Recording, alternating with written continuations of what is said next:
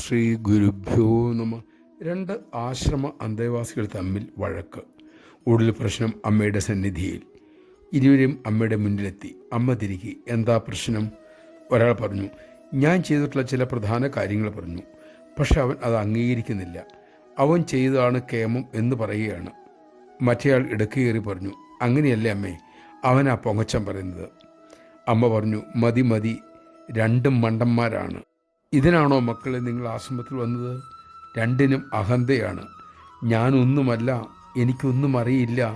ഇതറിയാനും അംഗീകരിക്കാനും തുറന്നു പറയാനും നിങ്ങൾക്ക് കഴിയണം. അപ്പോഴേ ആധ്യാത്മിക പുരോഗതി ഉണ്ടാകുകയുള്ളൂ. രണ്ടുപേരും പൊങ്ങച്ചക്കാര്യത്തിൽ ഒട്ടും കുറവല്ല. വിനയത്തിലാണ് ഉയർച്ച, അഹന്തയിലല്ല മക്കളെ. ഒരു ബ്രഹ്മചാരി പറഞ്ഞു, അമ്മേ, അഹന്തയെ കീഴടക്കുക അത്ര എളുപ്പമല്ലല്ലോ. അമ്മ അരുളി, അത് അമ്മയ്ക്കറിയാം മക്കളെ. പക്ഷേ ഞാൻ ഒന്നുമല്ല എന്ന ഭാവം വളർത്തിയെടുത്തേ തീരൂ.